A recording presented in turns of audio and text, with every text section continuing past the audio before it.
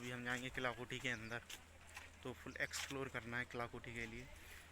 तो चलिए किला कोठी, और वीडियो में रहें कंटिन्यू, क्योंकि जब तक कंटिन्यू रहेंगे तो पता कैसे चलेगा कि कहाँ जा रहे हैं।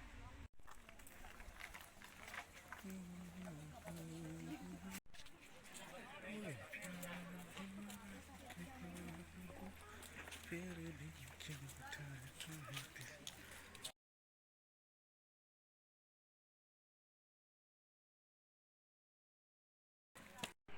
तो ये है एंट्रेंस, मेन एंट्रेंस किला कोठी का। जो आप पहले वाइट वाली मंजिल देख रहे थे, इमारत देख रहे थे, वो तो एक होटल है। ये मेन एंट्रेंस है। तो इसके अंदर जाते ही शायद हमें राइट साइड पे देखने को मिलता है बुंदेली वीरांगनाओं ने जहाँ पर जौहर किया था। तो ये जौहर स्थान है, यह स्मारक जौहर करने वाली उन महिलाओं के सम्मान में बनाया गया है। तो आप देख सकते हैं इसमें जो है, ये पहले एक कुआं टाइप का था, फिर इसको बंद करा गया है और फिर इसके ऊपर इस स्तूप का निर्माण कराया गया है। और साफ साफ नीचे आप पढ़ भी सकते हैं जो इसमें लिखा है कि ये किसके द्वारा और कौन वो थी वीरांगनाएँ जो जिन्होंने यहाँ पर जौहर किया था। तो ये जौहर स्मारक है, और इसी स्मारक के बगल में संगीत सम्राट बेजू बावरा की समाधि स्थल बना हुआ है। बिल्कुल जौहर स्थान के बगली में बना हुआ है। ये तानसेन के समकालीन थे, अकबर के समकालीन थे, और इन्होंने तानसेन को संगीत में परास्त किया था। ऐसा बोला जाता है कि ये जब गाते थे तो पत्थर भी मोम हो जाते थे। बेजू बावरा, तो इनको कौन नहीं जानता। बेजू बावरा का एक बार तानसेन के साथ भी मुकाबला हुआ था, तो जिसमें बेजू बावरा जी जीत चुके थे।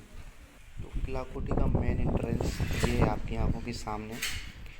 इसको अंदर से एक्सप्लोर करने के लिए कंटिन्यू है वीडियो में। इस किले का संबंध महाभारत काल से भी जोड़ के देखा जा सकता है, क्योंकि यहाँ पर चेदी नामक शासक का राज था, जो कि महाभारत काल से जोड़ के भी देखा जा सकता है इसको। और फिर इसके बाद इसके ऊपर बाबर और मेदिनी राय के बीच 1527 ईस्वी में एक बहुत ही बड़ी लड़ाई हुई, जिसमें मेदिनी राय को हार का सामना करना पड़ा और बाबर को यहाँ पर विजयी प्राप्त हुई। तो इस स्थल में प्रमुख चीज़ें जो हैं, बादल महल था, मैंने आपको घुमाया, शहजादी का रोज़ा था, वो भी हम दिखा चुके हैं, बड़ा मदरसा, कौशक महल, ये कौशक महल नहीं दिखाया मैंने आपको, कटी घाटी दिखाई है, बत्तीसी बावड़ी और निज़ामुद्दीन का मकबरा।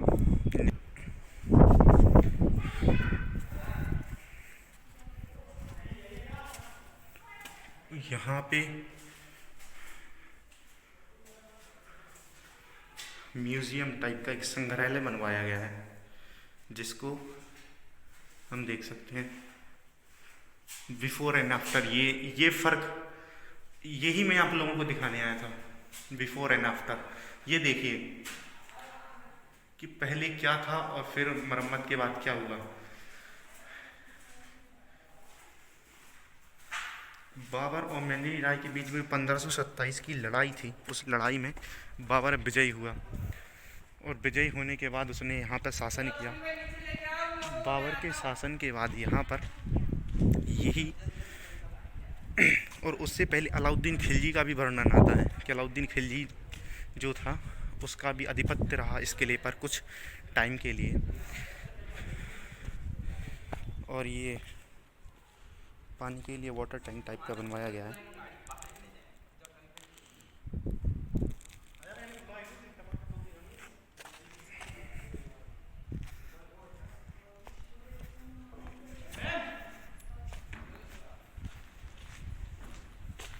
तो इस किले का महत्व आप इस बात से भी लगा सकते हैं कि ये कोई आम किला नहीं है। बहुत से राजवंशों के साथ रहा ये किला, और एक बहुत ही मजबूती के साथ ये आज भी खड़ा हुआ है।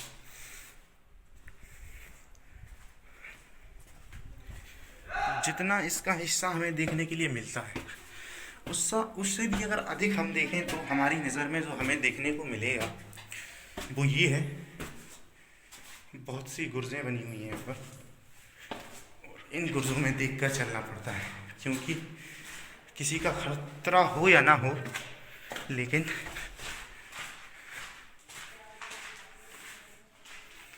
चंगादड़ों का खतरा बना रहता है।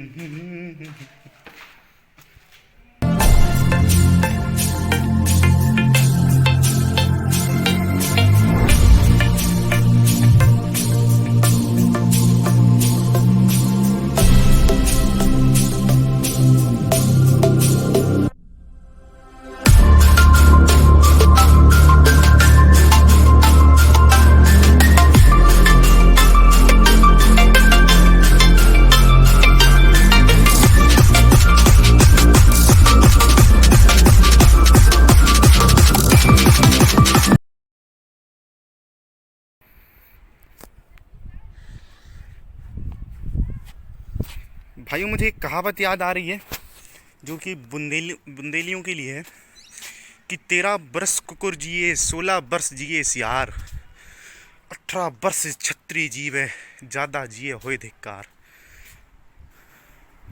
तो भाग्य से आज हम उन छत्रियों के किले में मौजूद हैं, ऊपर जाना प्रतिबंधित है।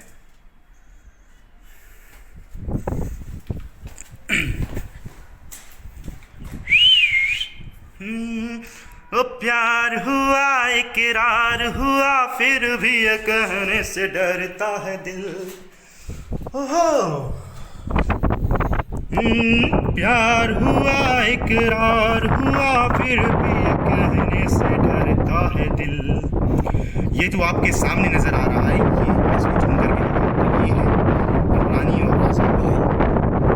ये बीच में अगर आप गौर से देख पा रहे होंगे तो ये ब्रिज है, जो ये ब्रिज ही रानी और राजा महल के लिए जुड़ता था, और ये चंदेरी में प्रमुख आकर्षण का केंद्र माना जाता है, रानी और राजा महल। और अब हम चलेंगे खूनी दरवाजे की ओर, क्योंकि हमने ये एक्सप्लोर कर लिया है।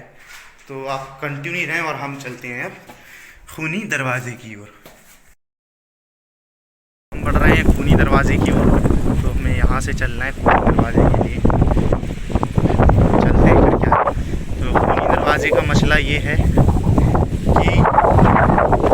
कि बाबर ने जब यहाँ पे आक्रमण किया, वो जो सैनिक थे उनको पता था कि हमारी हार अब निश्चित है, और क्षत्रिय थे, बेशक बुंदेला थे, तो क्षत्रिय थे, तो उन्होंने अपना क्षत्रिय धर्म पूरा किया और वो अपनी अंतिम सांस तक लड़े। तो बाबर इतना क्रूर था कि उसने उनके सरों को धड़ से अलग कर करके इस खूनी दरवाजे को बंद कर दिया गया था। तो उन शरीरों को, मतलब उनके धड़ों को और उनके सरों को इस खूनी दरवाजे के दूसरी तरफ रखवा दिया, और वहाँ से बाबर के सैनिक उस लाशों के ढेर को चढ़कर ऊपर की तरफ बढ़े हैं। ये है वो खूनी दरवाजे का इतिहास, जिस इतिहास से मैं आपको रूबरू करा देता हूँ, और मैं दिखा रहा हूँ इसकी फुटेज आपके लिए। तो आप खुद यकीन लगाइए कि कितनी लाशें होंगी और कितनी ऊंचाई है इसकी।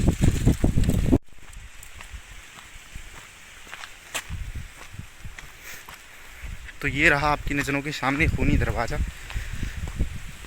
इसका जो मसला है मैंने अभी अभी आपको बताया।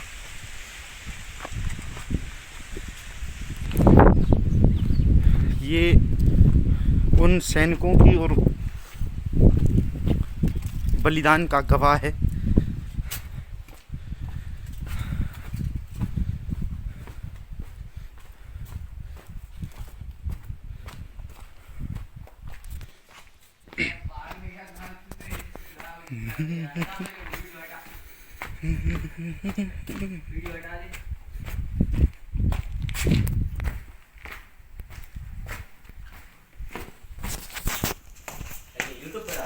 हाँ, क्या नाम से? The UP 94 blogs.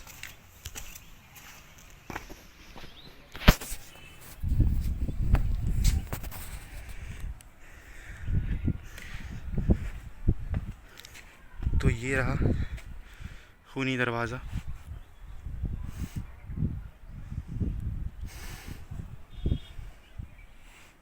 वो आपकी नज़रों के सामने मैं जूम करके दिखाता हूँ, कटी घाटी है।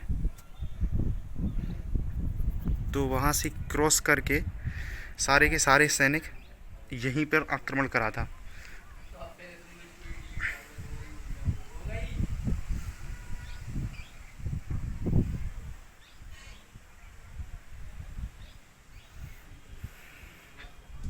तो इसकी ऊंचाई देख लो कितनी लाशों को लगाकर ऊपर गया होगा।